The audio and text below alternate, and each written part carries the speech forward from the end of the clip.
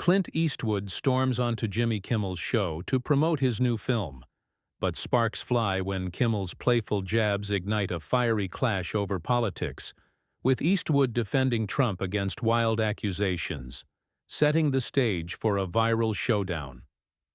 The studio lights blaze down on the Jimmy Kimmel live set, the audience buzzing with anticipation. Clint Eastwood, the 94-year-old Hollywood legend, strode out to a roaring ovation. His weathered face, etched with decades of grit, carried that iconic squint as he settled into the guest chair. Jimmy Kimmel, all smiles, leaned forward, ready to dive into the interview. Eastwood was there to promote his latest film, a gritty drama about redemption and resilience. But the air crackled with an undercurrent of tension from the moment he sat down. Kimmel, known for his sharp wit and liberal leanings, had a history of poking fun at guests, especially those who didn't align with his politics. Eastwood, a vocal conservative with a no-nonsense reputation, wasn't here for games. "Thanks for being here, Clint," Kimmel began, his tone light. "You're 94, still directing, still acting. What's the secret? You drinking unicorn blood or something?" The audience chuckled, but Eastwood's lips barely twitched. "Hard work, Jimmy," he said, voice low and gravelly. "Keeps you sharp. My film's about that. People fighting through tough times, not waiting for handouts." The crowd clapped, but Kimmel's eyes glinted, sensing an opening. "Tough times, huh? Sounds like a metaphor for the country. You've got thoughts on that, I bet. Big Trump fan, right?" The audience tittered, some clapping, others shifting uncomfortably. Eastwood's jaw tightened. "I'm here to talk about my movie, Jimmy, not play your political piñata." Kimmel grinned, undeterred. "Oh, come on, Clint. You've backed Trump since day one. Guy's been controversial, let's say. People want to know why a legend like you supports him." Eastwood leaned forward, his stare piercing. "I support people who get things done. Trump's steering this country back on course. Jobs, economy, strength. You might not like his style, but results don't lie." The audience was split, half cheering, half murmuring. Kimmel, sensing the crowd's energy, pushed harder. "Results? Clint, the guy's been called transphobic, racist, you name it. He's dividing people, not uniting them. You're okay with that?"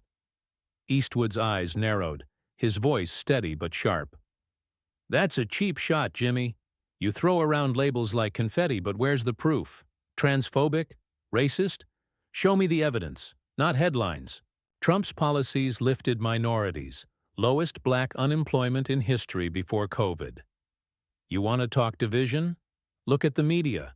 Look at shows like yours, mocking anyone who doesn't toe your line." The audience gasped, some clapping, others booing. Kimmel's smile faltered, but he doubled down. "Whoa, Clint, I'm just asking what people think.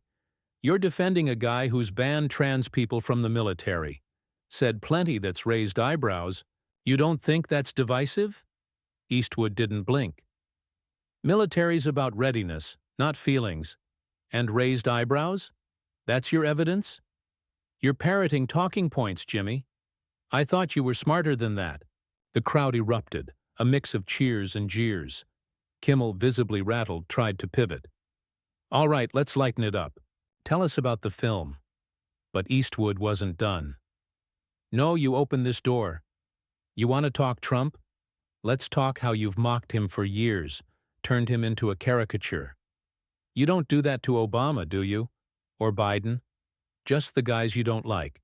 That's not comedy. That's propaganda." The studio went electric, the audience hanging on every word. Kimmel's face flushed, his usual charm cracking. "Propaganda? Clint, I'm a comedian. I make jokes about everyone." Eastwood shook his head. "Not everyone, Jimmy. You pick your targets, and you're picking a fight with me tonight." The tension was palpable, the crowd feeding off the raw energy. Kimmel, desperate to regain control, leaned in with a forced grin. "Okay, tough guy, let's talk your movie then. What's it about? No politics?" But Eastwood's stare didn't waver, and the glint in his eyes suggested this was far from over. Would he let Kimmel off the hook, or was this just the start of a clash that would light up the internet? Eastwood's steely gaze locked onto Kimmel, the audience hanging on the edge of their seats. Kimmel's attempt to pivot to the movie was a lifeline, but the air was thick with unresolved heat from their clash over Trump. "My film," Eastwood began, his voice deliberate, "is about real people, real struggles, not the fluff you peddle here." The crowd murmured, sensing the jab. Kimmel's grin twitched, but he pressed on. "Fluff? Clint, we're just having fun. Tell us about the film, come on, give us the Eastwood grit." The audience laughed nervously, but Eastwood wasn't biting. "Fun?" Eastwood said, leaning forward, his tone cutting. "You think mocking people's beliefs is fun? You just tried to paint me as some bigot for backing Trump, and now you want to play nice? That's not how it works, Jimmy." The crowd erupted, some cheering Eastwood's defiance, others booing his aggression. Kimmel, caught off guard, tried to laugh it off. "Whoa, Clint, I'm not painting you as anything. I asked a question. You're the one turning this into a cage match?" The audience chuckled, but Eastwood's expression didn't soften. "You asked a question loaded with poison," Eastwood shot back. "You called Trump transphobic, racist, divisive. You didn't ask me why I support him. You threw accusations and expected me to nod along. I'm not your puppet, Jimmy. I came here to talk about my work, not to be your punching bag." The studio was a powder keg. The audience split, feeding off the raw intensity. Kimmel, his charm fraying, spread his hands. "Clint, I'm not attacking you. I'm just saying Trump's policies, like the trans-military ban, hurt people. You don't think that's worth questioning?" Eastwood's eyes flashed. "You want to question policies? Fine. Let's talk facts, not feelings. That ban was about military efficiency, unit cohesion, readiness. You think war cares about identity politics? Trump made a call, right or wrong, based on what generals told him. You call it hate because it fits your narrative. But you don't question Biden's drone strikes killing civilians, do you? Or Obama's deportations? You cherry-pick, Jimmy, and I'm calling you out." The crowd roared, some clapping, others shouting. Kimmel's face reddened, his usual cool slipping. "Cherry-pick?" Kimmel said, voice rising. "Clint, I call out what I see. Trump's rhetoric, his rallies. It's not just policy. It's a vibe. People feel targeted. You're telling me that's all media spin?" Eastwood didn't flinch. "Vibe? You're a talk show host, not a mind reader.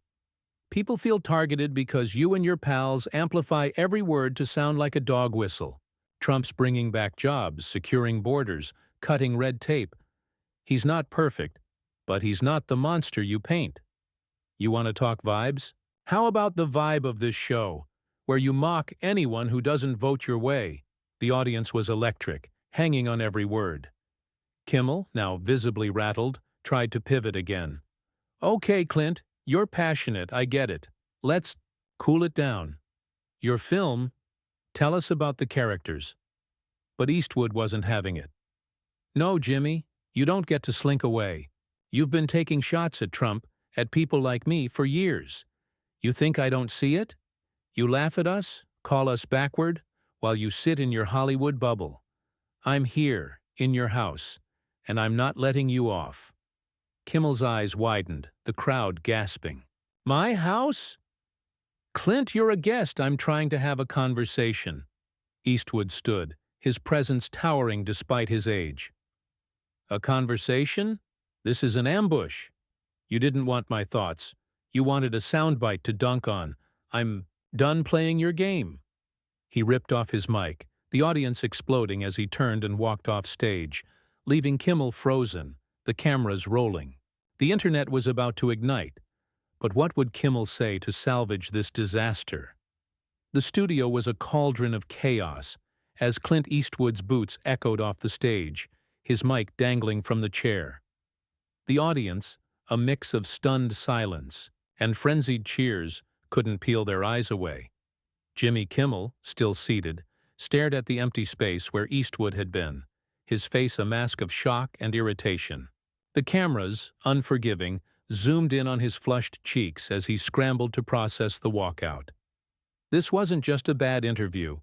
It was a public gut punch, and the internet was already buzzing with clips of Eastwood's exit. Kimmel forced a laugh, his voice shaky. "Well, folks, that's one way to end a segment. Guess Clint's got places to be." The crowd tittered nervously, but the energy was raw, electric, and far from diffused. Backstage, producers scrambled, headsets crackling with panic. Kimmel, still on live TV, had to fill the void. He leaned into the mic, trying to reclaim the narrative. "Look, I respect Clint, okay? He's a legend, but wow, talk about intense. I was just asking questions, like we do here." The audience murmured, some clapping, others skeptical. Kimmel's charm, usually bulletproof, felt strained. "Let's be real," he continued.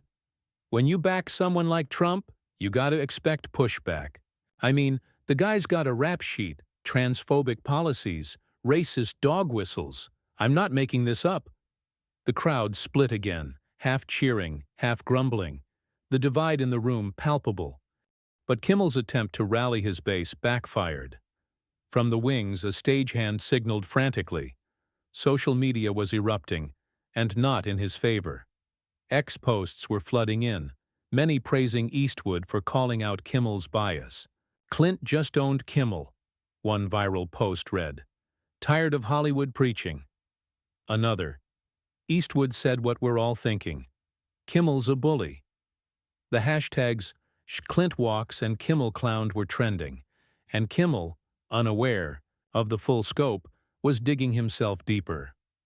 "I'm not the bad guy here," he said, voice rising. "I ask tough questions.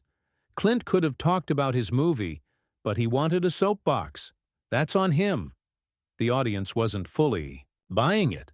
A few hecklers shouted, "Let Clint talk," and "Stop bashing Trump." Kimmel's eyes darted to the crowd, his composure slipping. "Oh, come on, guys. We're having a conversation. You want to hear about Clint's film? I'm all ears. If he comes back—" The joke landed flat, the crowd's energy tilting against him. Backstage, a producer hissed into a headset, "Get him to pivot, now!" But Kimmel, stung by the walkout and the crowd's reaction, doubled down. "Listen, I get it, Clint's a tough guy, but defending Trump's record? That's a choice. The trans ban, the border wall, those aren't just policies, they're personal for people.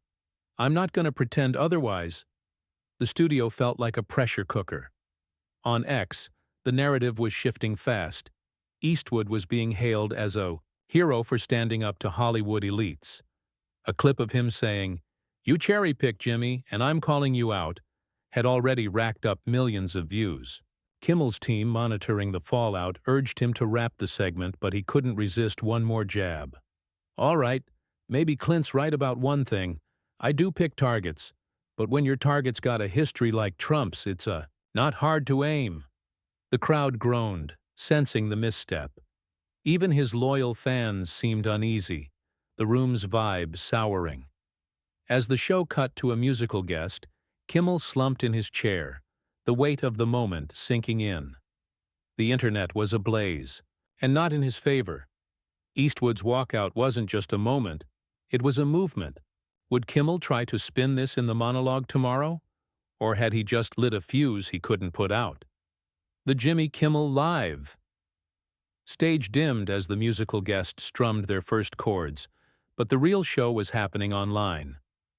Kimmel, still, reeling from Clint Eastwood's walkout, sat stone-faced, the audience's murmurs fading into the music. The internet was a wildfire. X posts, YouTube clips, and Reddit threads dissected every second of the clash. Clint walks and the Kimmel clowned dominated trends, with Eastwood's mic drop moment racking up tens of millions of views. Kimmel's team, huddled backstage, was in damage control mode, but the narrative was slipping away. Eastwood, at 94, had turned a talk show ambush into a cultural lightning bolt, and Kimmel was left holding the ashes. As the show wrapped, Kimmel forced a smile for the cameras, waving to the crowd. "Thanks for watching, folks. We'll see you tomorrow." But the energy was off, the applause tepid. Backstage, his producer was blunt. "Jimmy, this is bad. X is killing us. They're calling you a bully, saying you set Clint up. We need a plan for tomorrow's monologue." Kimmel rubbed his temples, voice tight. "I didn't set him up. I asked questions. He's the one who turned it into a brawl." The producer shook her head. "Doesn't matter. The clip's everywhere. Clint, calling you out, walking off. People love him for it. You gotta address this, or it's gonna haunt you." By morning, the fallout was seismic. News outlets ran headlines. Eastwood storms off Kimmel after Trump clash. Kimmel left speechless by Clint's exit. Pundits on both sides weighed in. Some praised Eastwood's defiance, others called it unprofessional. On X, the sentiment leaned heavily pro-Clint, with users posting memes of Eastwood's squint captioned, "When you're done with Hollywood BS." A viral thread broke down Kimmel's cherry-picking, citing his softer interviews with liberal guests. Even Kimmel's fans were divided, some admitting he'd pushed too hard. The pressure was on for Kimmel to respond, and the world was watching. That night, Kimmel took the stage for his monologue, the audience quieter than usual. He gripped the mic, his usual swagger subdued. "So, last night was something," he started, forcing a chuckle. "Clint Eastwood came on, and let's just say we didn't see eye to eye. I asked about Trump, he got heated, and then he walked off. You probably saw it, unless you're living under a rock." The crowd laughed lightly, but the tension lingered. Kimmel leaned in, his tone earnest. "Look, I'm a comedian, but I also ask real questions. Clint's a legend, and I respect him. But when you back someone like Trump, whose policies, like the trans-military ban or border rhetoric, hurt people, I'm going to push back. That's my job." The audience clapped, but it was half-hearted. Kimmel pressed on, trying to reclaim the narrative. "Clint said I cherry-pick, that I'm biased. Maybe I am. I'm human. But I'm not out to ambush anyone. I wanted a conversation, and it got messy. That's live TV." He paused, softening. "If I came off too hard, that's on me. Clint, if you're watching, come back, let's talk. Movies, no politics. Deal?" The crowd cheered, warming up, but online the response was mixed. Some praised Kimmel's humility, others called it a weak dodge. "Too late, Jimmy," one X-post read. "Clint exposed you." Meanwhile, Eastwood, unfazed, was already back on his film's press tour. At a Q&A, a reporter asked about the Kimmel clash. Clint, ever stoic, shrugged. "I said what I had to say. He wanted a circus, I gave him truth." "Next question." The room laughed, and his fans ate it up. His film's buzz skyrocketed, with theaters reporting packed screenings, fueled by the viral moment. Eastwood hadn't just won the night. He'd turned Kimmel's stage into his platform, proving his grit still resonated. Kimmel, though bruised, moved on. His ratings dipped briefly, but his core audience stuck by him. The clash became a footnote in his career, a lesson in picking fights with icons. Eastwood, meanwhile, stood taller than ever, his defiance a rallying cry for those tired of talk show spin. The internet moved on, but the legend of Clint's walkout lived on, a testament to standing your ground.